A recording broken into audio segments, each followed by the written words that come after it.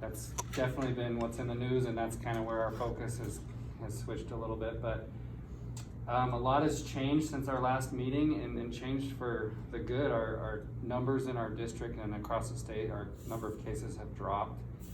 We were averaging over 200 a day across the district, well over 200 a day, and now we're in the low 100s, and we have been for the last couple weeks. So we hope that it is a product of people, not gathering, following the orders. As much as I hate missing out on my kids' sport, people not being able to go to the games and not doing those sort of things. We hope that's what's helping with the numbers, because we're certainly all making sacrifices to get them down. Our staff are feeling the reprieve a little bit, which is nice. We have activated the National Guard and been using them for a few weeks. We got, I believe, 11 National Guard members. They've been trained and have been working over, we have a room at CSI set up for them. So they helped with that surge right before Thanksgiving. Also used a whole bunch of CSI nursing students. Just grateful for our partnership with CSI, and that we were able to use not only their students, but their rooms, their computers, things that we just didn't have or couldn't get in the time we needed to get it quickly and get it up and going. So very thankful to them. We are at a point now where we are catching back up. So we're getting to those people in October, November that we maybe only tried to call once and said they didn't answer. We got to keep going because we have 250 more people to call today. So we're getting back to those people, and that's mostly just for data collection, mostly just so we can get data on when people got sick and keep adding to the knowledge of this thing and what we know about it. As far as resources for those go, like Jeremy said, the CARES dollars are going to end December 31st. January 1st, we will have to start coding to sub-grants, have our contact tracing staff code to some of these sub-grants that we've received.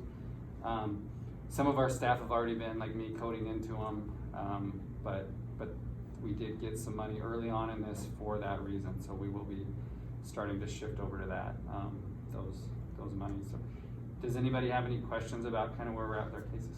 Commissioner? Mr. Chairman, or Madam Chairman, if I might, this is Brent.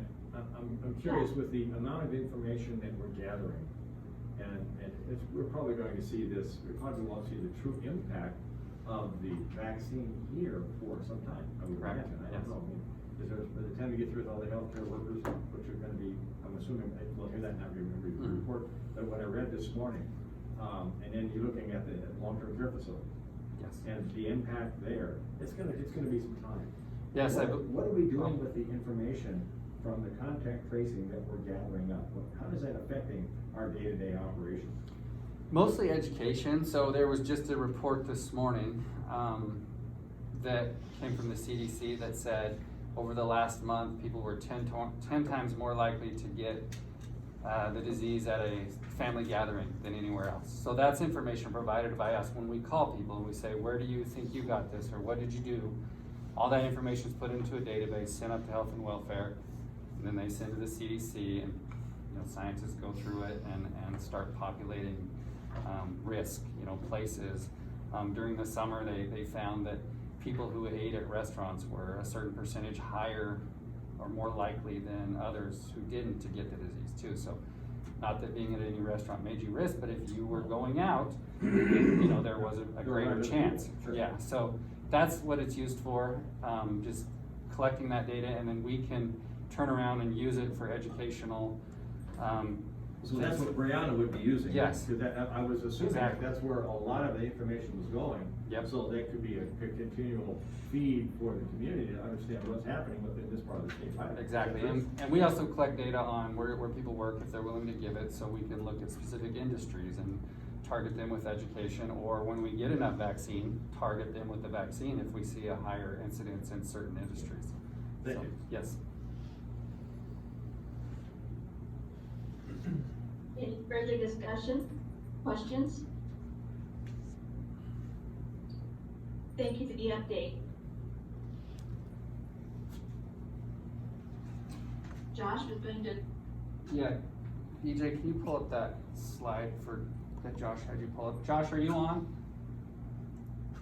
Yeah, I'm here. Okay. Yeah, if you can pull that slide up. So, we're expecting a shipment of, Pfizer vaccine any day now. We started receiving the ancillary kits, you know, with the needles and the supplies needed to dispense the vaccine. Got a shipment in today. So once we receive, our 975 doses of Pfizer vaccine, essentially the plan is to get that out into our hospitals so they can start vaccinating their essential staff. And in this first round, this initial phase 1A group, it includes the healthcare personnel that are needed for the care of COVID patients, and that also includes long-term care facility staff and residents, along with home care providers as well. And so we're working closely with our hospitals. CAJA Regional is set up, they have a freezer in their facility that's able to store the Pfizer vaccine. We have a freezer here in our facility as well. And North Canyon Medical Center should be getting theirs any day now. And so once we receive those, we'll be able to pass those off. There is some challenges associated with the Pfizer vaccine because of the ultra cold storage requirements, and so we're working closely to overcome some of those challenges. But as of right now, our dispensing plan is basically to get the hospitals their allotment so they can start in the CAJA-Minidoka region. They're also going to help, the hospitals are also going to help with the vaccination of some long-term care facilities.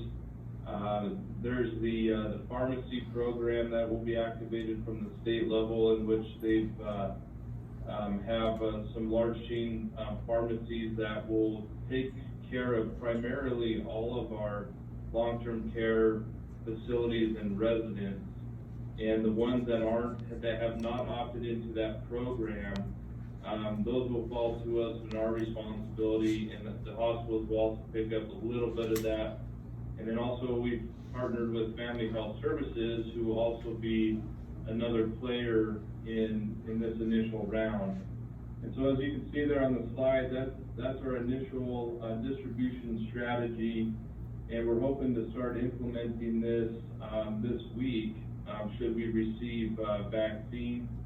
We're putting together vaccination teams here internally that'll be composed of not only our internal staff, but we have a query out to the Medical Reserve Corps, and have a pretty good pool of individuals that they will be available at certain times to be able to assist in the dispensing of this vaccine. And really, in order for us to get out to the long-term care facilities, we are going to be taking the vaccine to them. And so there will be a pre-registration process where they'll get the number of staff and residents that are going to take the vaccine. They'll be able to pre-register ahead of time. We'll be able to verify and confirm those numbers, and then we will schedule a date and time for them for a vaccine clinic at their facility. And so right now, that's the current plan. And as we get more and more vaccine in and complete the priority groups, we'll just move down the list and continue to hit those other priority groups later on. As soon as the Moderna vaccine is approved, we expect to get some of that in, which does not have the same cold storage requirements as the Pfizer vaccine. And so that'll mean that that vaccine will be able to be given out to the providers that are enrolled in the immunization program. And that's one thing we're focusing in right now, is getting more and more providers throughout the region to enroll in the Idaho immunization program, so that they are authorized to be able to receive and dispense vaccine. Currently, we only have 6 providers in our region that are enrolled in that program, with another 9 pending currently.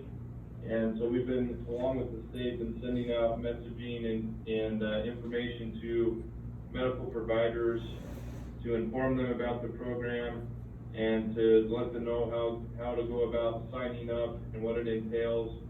And so we're hoping that as things progress, we'll get more and more enrolled providers so they can receive the vaccine, so we have multiple vaccination points for these priority groups, and later on the public will be able to get their vaccination.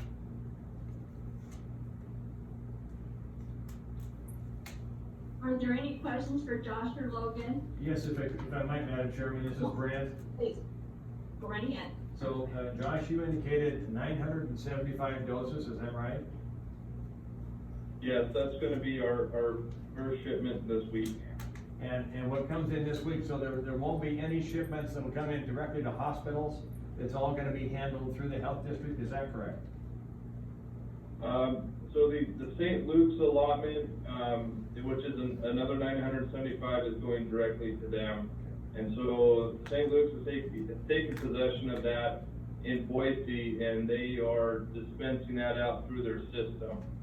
And so, that went directly to them, but for the other outlying hospitals, those allotments of vaccine will come to us, and then they will order the vaccine from us, and then we'll distribute it out to them. So when we say 975 doses, knowing that there's 2 different times that have to be administered, correct, per individual? Yes. So is it 2, so there's actually more doses than 975, but that's how much we can actually provide for now with this shipment? Or am I misinterpreting what I think I understand? So what they're doing is they are shipping out what we call dose 1 to us. So we will receive dose 1 this week, and we will continue to receive more dose 1 vaccine from Pfizer next week. And then at a later point, they will ship out dose 2 to us as well, which will approximately be the same number of doses as the dose 1. And dose 1 and dose 2 will both be Pfizer, correct? Yes, we will get dose 1 and dose 2 of Pfizer, in addition to Moderna later on after they are approved. And I noticed in the packet this morning as I was going through it that the refrigerant capabilities here at this office with the freezer we've gotten from CSI on loan, it sounds like, as well as the walk-in from the H1N1 that's been repurposed. Does that give us adequate amount of storage space for these shipments coming in? Yes, at this time we have adequate storage for the Pfizer, and we are able to convert our walk-in cooler into a freezer unit as well. And once that's up and running, we'll have ample storage for the Moderna vaccine. And along with the Pfizer vaccine, we also have dry ice agreements in place should we need a backup plan to be able to store that. In addition, once North Canyon's freezer is up and running, and we also have Kaja freezer as well. And in addition to all of that, we're expected to get a second ultra cold freezer sometime towards the first part of February. So storage capacity wise for the Pfizer ultra cold, we're in good shape. And if we have a citizen that has a bad reaction, may or may not happen, I don't know, how is something like that tracked, Josh? I'll let Logan tackle that one. Thank you. Thanks, Josh. So there's a couple things. So there's a vaccine reaction tracking program that's been around for years called VAERS, and I think it's Vaccine Adverse Reaction Reporting. And it's a website, and either the person or the provider can go in, puts in all the information, lot number, site, what the reaction was, the days after, things like that. This particular, because it's all EUA vaccine, also has a specific form to fill out that's coming with the vaccine. So most reactions occur 1 to 2 days after vaccine. So we're giving people, part of the packet we will give people has that information in it to either call us, call their provider, or go online and fill it out themselves. It is as important as ever that people do this for these vaccines, because this is how we're gonna learn Right. what beyond what they already know. And so we're going to encourage people to fill this out. So that's one way they can do it. They can call us, they can call their own doctor, or they can do it themselves. So just one last follow-up then, Logan, this might be for you then. So if we have the long-term care facilities on the radar screen. Yes. And we've got more seniors that are just hunkered down Mhm. and held up in their own homes, you know.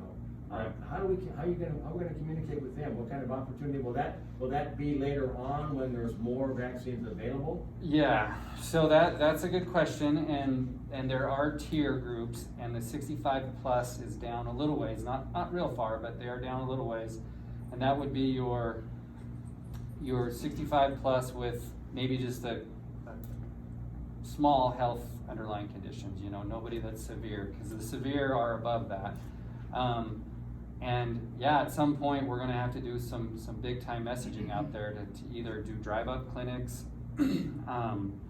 We're hoping, as Josh said, that by then we'll have some providers on board, because if it's all put on the shoulders of public health, the line's going to be very long. That's what I'm concerned about. Yeah, and so if these providers get on board, we can actually take vaccine to a doctor in Burley and say, here's 100 doses, pick the patients you think need them the most, and go, run with it. And we can do that with different providers in different cities and counties. But yeah, it's going to be a unified attack with unified messaging, saying this is how we're doing it. Another big question we're getting is essential workers. There's a tier for essential workers. Well, nobody's defined that.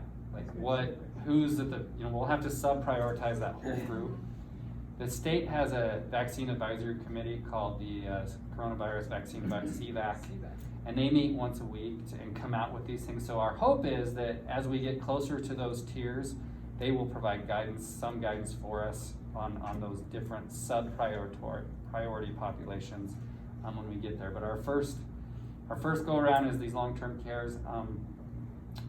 We had 74 deaths in November, and the good majority of them were long-term care facility residents, and so we want to get them taken care of, and then the staff that are going in and out. And then we will just keep moving. Your question about the vaccines, they're not interchangeable. So if you get a Pfizer, you've got to get a Pfizer for round 2. So there's going to be some logistics with that.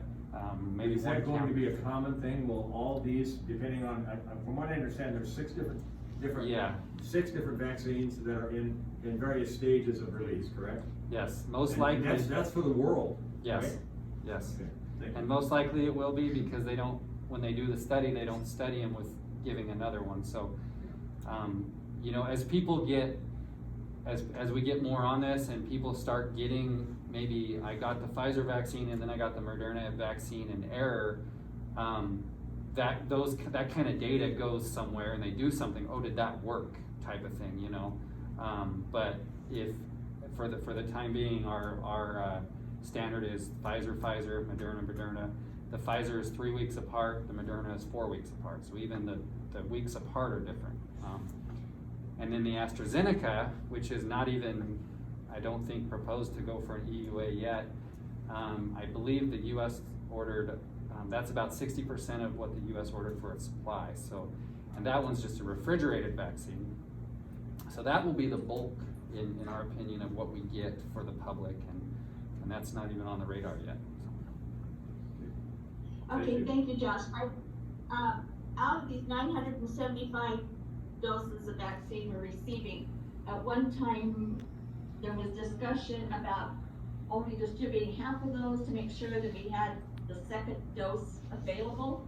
Is that still on the table, or are we guaranteed the second dose being available? Well, they said they guaranteed it, so because we asked that same question, do we need to hold half of them back for round 2 in 3 weeks? They said, no, that is not what you need to do. Get rid of all 975 and you'll get another 975 in 3 weeks. So that's what So we're they're doing. the same? Huh? They're the Yes. same? Thank you. Yeah. They are. So I have a question, Madam Chair. Yes, Melody? This was posed to me this morning. How do you prioritize, let's say, skilled nursing versus just long-term care or assisted living? Is there a way, has that been thought about?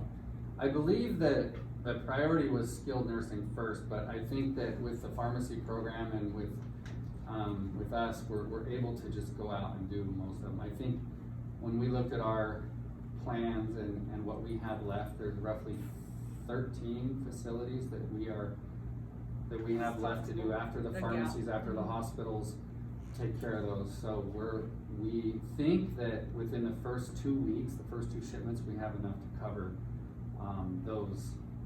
all the facilities. So between St. Luke's and everything we're getting. Okay. Good, thank you.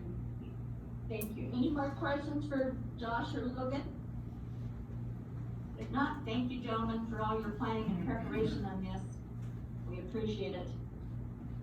The next item is 4.1 in your packet. Could we get those documents put up on the screen for those that are dialing in from the public and the commissioners and such, so they can see what we're referencing, please? 4.1. Thank you. Melody, do you want to cover this just briefly? Sure. This is just the agreement between South Central Public Health and Dr. Archie, basically saying this is what you do and this is what we do. And we're not indemnifying anybody. You're responsible for whatever happened to you and your staff, and we take care of our own. And nothing in this agreement expends the liability of either party. So it's just more of a protection for both parties. And that's pretty boilerplate agreement that we usually sign with our community partners. Yeah. Thank you. I have one question. In the contract, it states that they will be using our facilities on Wednesdays and Saturdays. In the report and such, it says they're doing a 6-day. Are they doing 6 days in our building? 6 days?